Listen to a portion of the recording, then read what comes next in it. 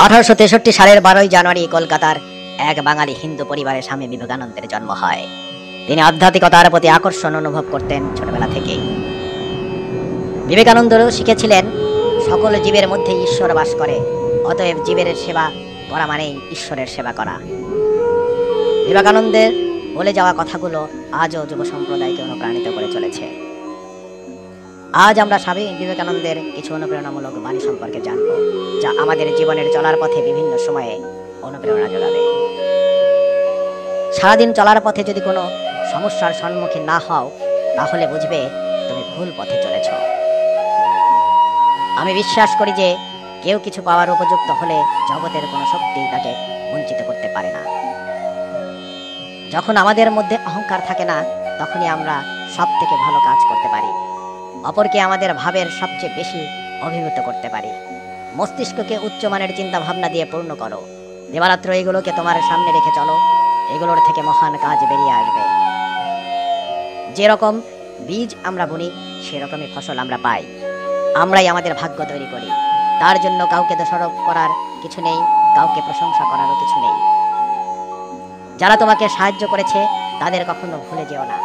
যারা তোমাকে ভালোবাসে তাদের কখনো ভুলে ঘৃণা করো না। যারা তোমাকে বিশ্বাস করে তাদের কখনো ঠকিও না। গোলামীর উপরে যে সম্পর্কটা দাঁড়িয়ে আছে, সেটা আবার কখনো ভালো হতে পারে। যেখানে মেয়েদের স্বাধীনতা নেই, সে জাত কখনো উন্নতি করতে পারে না। জগতে মায়ের স্থান সকলের উপরে, কারণ মাতৃভাবেই সবচেয়ে বেশি নিঃস্বার্থপরতা শিক্ষা ও প্রয়োগ করা হয়। কখনো না বলো না, কখনো বলো না আমি করতে পারবো না।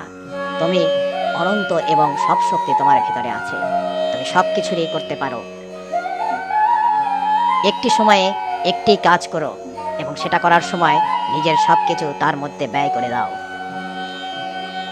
মনের শক্তি সূর্যের কিরণের মতো, যখন এটি এক জায়গায় কেন্দ্রীভূত হয় তখনই এটি চকচক করে ওঠে।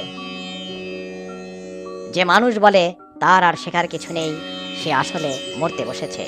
যতদিন বেঁচে আছো শিখতে থাকো। জগতে যদি কিছু পাপ থাকে, তবে দুর্বলতায় সেই পাপ। সকল প্রকার দুর্বলতা ত্যাগ করো। দুর্বলতায় মৃত্যু, দুর্বলতায় পাপ। সত্যের জন্য সব কিছুকে ত্যাগ করা চলে, কিন্তু কোনো কিছুর জন্য সত্যকে ত্যাগ করা চলে না। একদিনে বা এক বছরে সফলতার আশা করো না। সবসময় শ্রেষ্ঠ আদর্শকে ধরে থাকো।